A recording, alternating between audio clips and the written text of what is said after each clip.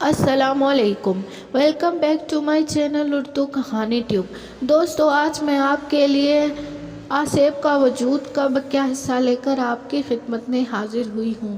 لیکن اپنی کہانی شروع کرنے سے پہلے آپ سب سے گزارش ہے، اگر آپ نے ہمارے چینل کو اب تک سبسکرائب نہیں کیا تو پلیز سبسکرائب کر دیں اور ساتھ میں لگے بیل آئیکن کے بٹن کو بھی پریس کر دیں تاکہ ہماری ہر نیو آنے والی ویڈیو کی نوٹیفیکیشن بر وقت آپ کو ملتی رہے۔ شکریہ۔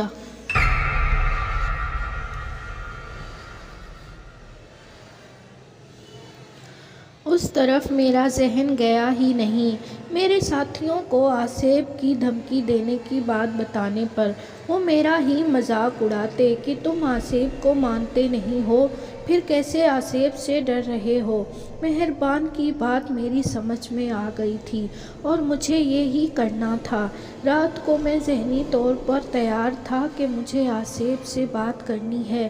پوری رات خیریت سے گزر گئی۔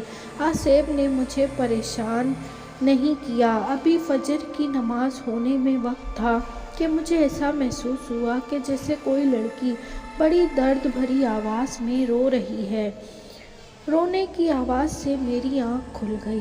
میری چارپائی سے کچھ فاصلے پر ایک ہندو لڑکی کھڑی رو رہی تھی۔ اس کے پاس ہی بیٹھی ایک ہندو عورت سینے کو پیٹ کر رو رہی تھی۔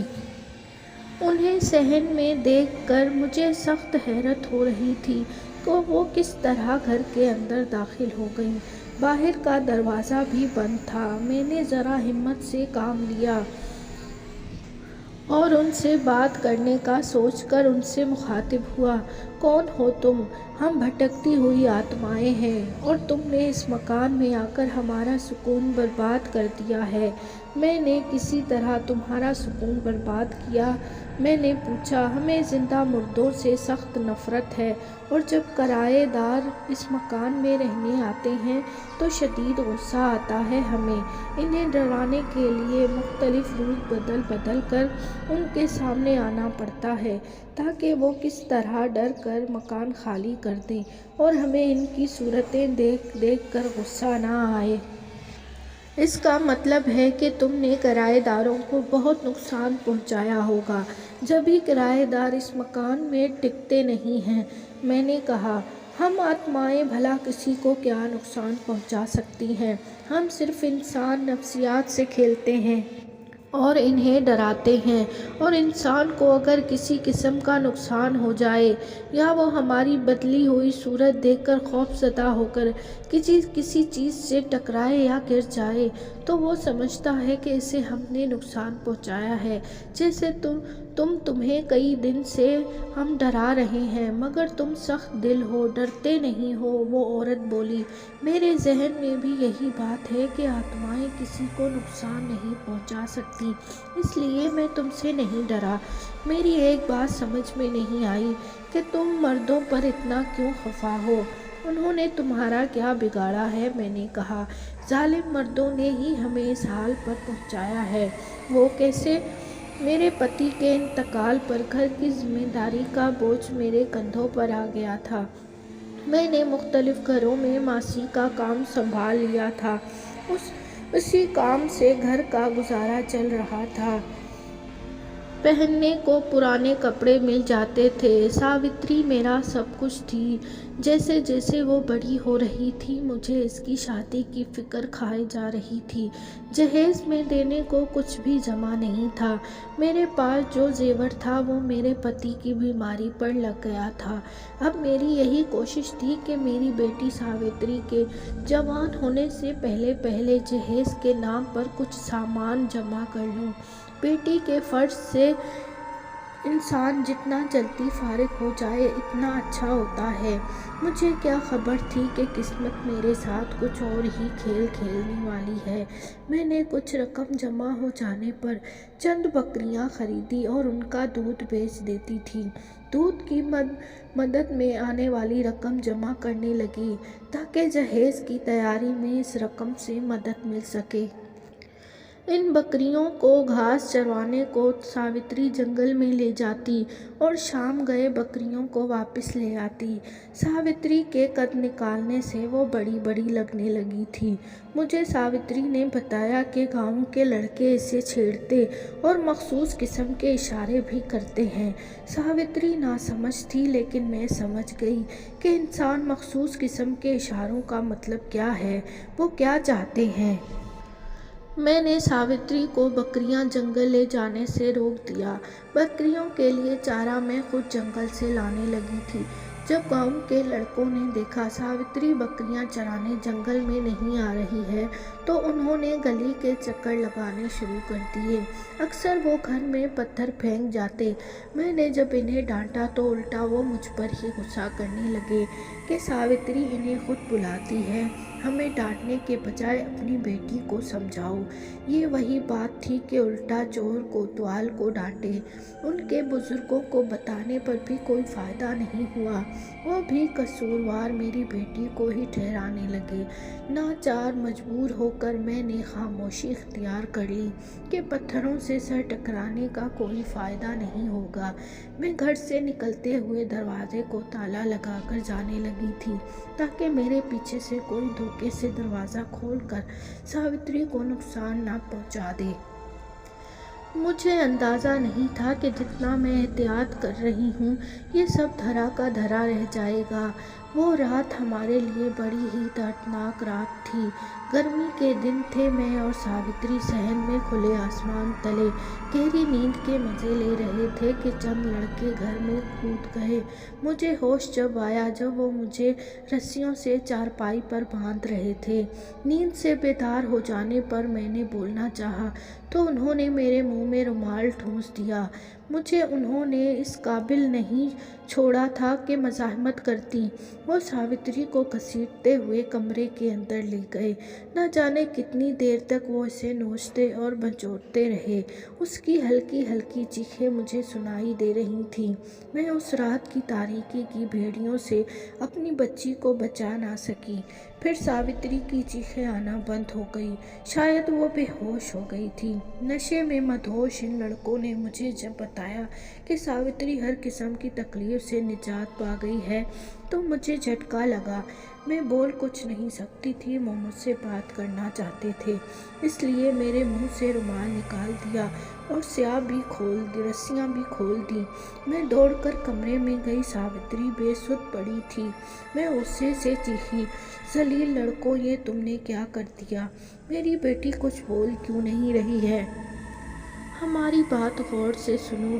तुम्हारी लड़की दुनिया के सब दुख दर्द से आज़ाद हो चुकी है। मतलब ये कि दुनिया छोड़ गई है। क्या? मेरी चीख निकल गई। ज़्यादा शोर करने की ज़रूरत नहीं है। औरत, अगर तुमने हमारे मुतालिक किसी को कुछ बताया तो समझ लो फिर तुम्हारा भी यही हाल होगा। इसलिए अगर ज़िंदगी प्यारी है तो अपनी ज़ुबान को बंद रखना। कह देना कि लड़की की अचानक तबीयत ख़राब हो गई थी और फ़ौरन ही मर गई। ये कहते हुए वो बाहर जाने को लपके। बेटी के मरने का सुनकर किसको होश रहता है। मैं गुस्से में भरी इन्हें मारने को दौड़ी। उसी वक्त मेरे हाथ में एक ईंट आई तो मैंने वो एक लड़के को दे मारी। ईंट उसके सर पर लगी। वो चकरा कर ज़मीन पर गिर पड़ा। उसके साथियों ने जो ये मंजर देखा वो गुस्से में मेरी तरफ लपके। उनके पास खंजर थे। खंजरों के बेदरपेदार वार करके मुझे ज़ख्मी कर दिया और मेरे बेसुध होने पर इन्हें होश आ गया। उनमें से एक बोला, अब क्या करें? भाग चलो। दूसरा बोला, बेवकूफ़, ये कत्ल नहीं, दो कत्ले हैं। कहीं पुलिस तफ्तीश करती हुई हम तक ना पहुंच जाए। तीसरा बोला, हमें उनकी लाशें छुपा देनी चाहिए, अभी रात बहुत बाकी है। पहला बोला।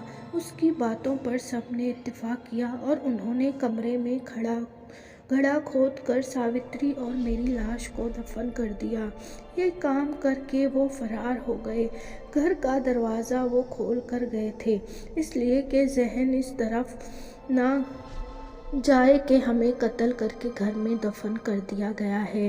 محلے والوں کی طرف سے ہماری پراسرار گمشدگی کی رپورٹ تھانے میں درج کرانے پر پولیس نے رسمی کارروائی کر کے مقدمے کی فائل بند کر دی۔ ابھی کچھ دن ہی گزرے تھے کہ ان آوارہ لڑکوں نے گھر پر قبضہ کرنے کی غرض سے گھر میں آنا شروع کر دیا۔ ان کا گھر پر قبضہ کر کے عیاشی کرنے کا پروگرام تھا۔ ہماری آتمائیں ان کا کچھ بگاڑ نہیں سکتی تھیں، چونکہ ہمیں ہماری رسومات کیے بغیر دفن کیا گیا تھا، اس لیے ہماری آتمائیں بھٹک رہی تھیں۔ ہم ماں بیٹی ان کے ظلم کا شکار ہوئی تھیں، اس لیے یہ کس طرح برداشت کرتیں کہ وہ ہمارے ہی گھر میں عیاشی کریں۔ اس لیے ہم نے انہیں ڈرانا شروع کر دیا۔ وہ گھبرا گئے اور پھر ادھر کا رخ نہیں کیا۔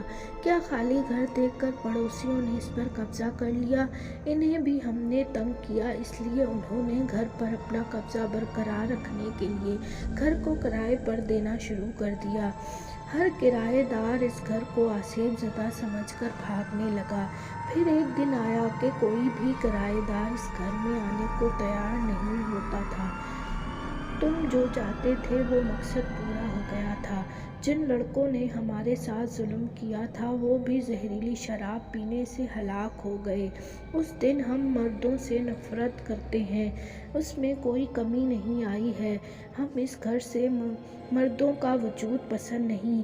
تمہارے آنے سے ہم نے یہی سوچا تھا کہ تم بھی آسیبی چکر سمجھ کر گھر سے بھاگ جاؤ گے، مگر ایسا لگتا ہے کہ تمہیں آسیب پر یقین نہیں یا آسیب سے ڈرتے نہیں ہو۔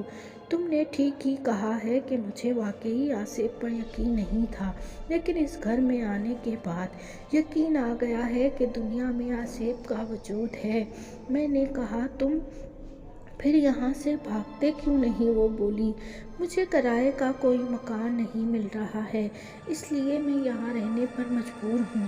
تمہیں اس گھر سے جانا ہوگا ورنہ… یہ کہتے کہتے وہ رک گئی۔ ورنہ کیا؟ میں نے مسکراتے ہوئے اس کی طرف دیکھا۔ تم میرا کچھ نہیں بگاڑ سکتی، اس کا تم نے خود اعتراف بھی کر لیا ہے۔ ویسے بھی تمہارے ساتھ جن لوگوں نے ظلم کیا وہ زہریلی شراب پی کر ہلاک ہو چکے ہیں، پھر تم کیوں دوسرے مردوں سے نفرت کرتی ہو؟ میں نے کہا، اس لیے کہ ہم پر مردوں نے ہی ظلم کیا ہے۔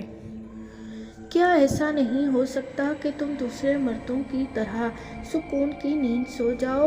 ہاں ہو سکتا ہے، اگر ہمارے ڈھانچوں کو زمین سے نکال کر ہماری رسومات پوری کر دی جائیں۔ وہ بولی، ٹھیک ہے، میں تمہاری رسومات پوری کر دیتا ہوں۔ میں نے کہا، تم ایسا نہیں کرو گے؟ وہ غصے سے بولی، مجھے کون روکے گا؟ میں بھی غصے میں آ گیا۔ میرا غصے میں آنا وجہ تھا، جن لوگوں نے ان کے ساتھ زیادتی کی تھی وہ خود اپنے انجام کو پہنچ چکے تھے۔ وہ دوسرے لوگوں کو گھر میں کیوں نہیں رہنے دینا چاہتی تھی؟ دوسروں نے ان کا کیا بگاڑا تھا؟ میرا بھی کچھ پتہ نہیں تھا کہ میں اس گاؤں میں کب تک رہوں، اور اس کرائے کے مکان سے اچھا مکان کہاں مل سکتا تھا۔ ان دونوں ماں بیٹی کو سکون کی نیند سلانا ضروری ہو گیا تھا۔ پیش امام اور محلے کے لوگوں کے مشورے سے ان دونوں ماں بیٹی کے ڈھانچوں کو زمین سے نکال کر جتا کے سپرد کر دیا۔ علاقے کے لوگ مجھ سے خوش ہو گئے تھے۔ میں نے 2 کام کر دیے تھے۔ پہلا کام ان دونوں ماں بیٹی کی پراسرار گمشدگی کا راز سے پردہ اٹھا دیا تھا، اور دوسرا کام اس گھر سے آسیب کا خاتمہ کر دیا تھا۔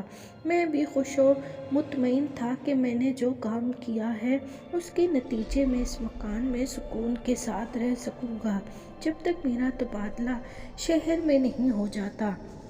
مجھے کوئی دوسرا کرائے کا مکان ڈھونڈنے کی ضرورت نہیں رہی۔ آفس کے ساتھیوں پر میری دھاک بیٹھ گئی تھی کہ میں نے آسیب کا ڈٹ کر مقابلہ کیا اور آسیب کو ہی گھر سے نکال پھینکا۔ تو دوستو، کیسی لگی آپ کو یہ کہانی؟ کمنٹ باکس میں ضرور بتائیے گا۔ شکریہ۔